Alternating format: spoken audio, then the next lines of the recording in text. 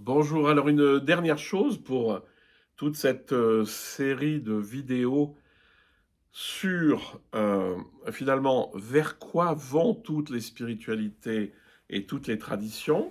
Elles vont vers l'émergence de cette grande conscience aimante qui m'habite, en laissant tomber les identifications à ce que je suis, au personnage que je suis. Et en fait, je vous ai dit il fallait passer par les sens, parce que les sens allaient ouvrir l'espace conscient humain qui rétrécit et qu'on va ouvrir de plus en plus. Donc en fait, l'espace humain de conscience, il est de même nature que la grande conscience, hein.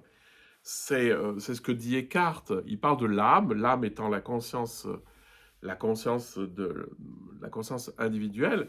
Il dit que l'âme vient du ciel, de Dieu qui est le ciel de l'âme.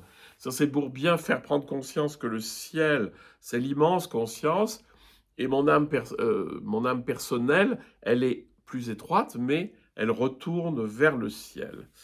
Et si je veux faire un chemin pédagogique, la première chose, c'est de rentrer dans la présence au corps et d'être très présent à tous mes sens, à toutes mes perceptions, parce que là, on va déjà ouvrir le grand espace de la conscience. Mais dans ce cas-là, le grand espace de la conscience, il a encore les objets de la conscience. J'ai ouvert le grand regard, je vois tout dans le champ visuel, mais il y a les objets dans la conscience. Donc la deuxième couche, c'est de rentrer dans l'intériorité, par exemple en fermant les yeux, et de se rendre compte que l'espace que j'ai ouvert dans la perception visuelle large, il est toujours là. Et il est même beaucoup plus grand. Donc ça, c'est la deuxième couche, c'est l'intériorité, la conscience en moi qui est la grande conscience, hein. Mais la couche de dessous, c'est que une chose est je suis dans la grande conscience, et une autre chose est finalement je le sais, je le sens, je le capte, vous voyez. Donc il y a une espèce d'intuition de la conscience en tant que conscience, de la conscience qui prend conscience d'elle-même. C'est juste un tout petit moment intérieur où finalement la conscience se retourne vers ce qu'elle est, hein. Donc ça, c'est vraiment les trois grandes couches que vous trouverez dans toutes les traditions, mais qui vont être dites évidemment autrement, hein. Trouver le grand soi, trouver Dieu, trouver tout ce que vous voulez. Mais tout ça, c'est simplement, dans le processus, il y a ouvrir la conscience par les sens, rentrer dans l'intériorité, sortir des sens, c'est-à-dire ne plus se diriger vers eux, mais vers l'intérieur pour voir le grand espace conscient. Et dernière étape, simplement d'être dans ce grand espace conscient et de sentir finalement qu'il y a une grande conscience au milieu.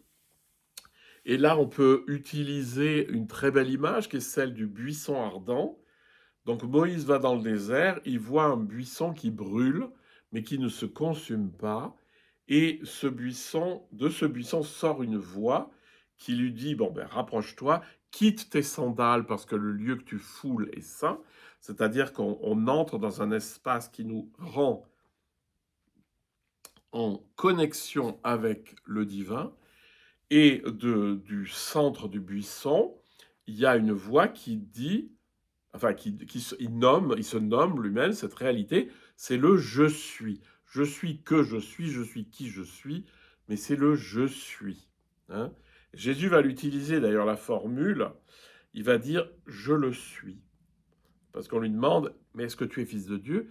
Il dit je le suis. C'est la formule de la prise de conscience qu'on existe. Et ce qui est intéressant dans le passage du buisson ardent, c'est qu'il est justement ardent, c'est-à-dire qu'il brûle. Et ce feu fait évidemment référence à l'amour, l'amour qui ne consume pas l'arbre qu'il est en train de brûler. C'est-à-dire, spirituellement, ça veut dire quoi? Ça veut dire que mon cœur brûle d'amour, mais il ne va pas se dessécher parce que cet amour ne vient pas de lui. donc le cœur ne se consume pas, ça veut dire que bah, l'amour est toujours, on peut toujours aimer, toujours plus, parce que eh ben, finalement, c'est pas de nous qu'on prend cette force, mais cette force, elle vient de cette grande conscience aimante, et elle est illimitée. Une des manières de dire les choses, c'est de dire que la grande conscience qui m'habite, c'est Dieu qui est conscient en moi, c'est-à-dire ce qui fonde le monde, la source du monde.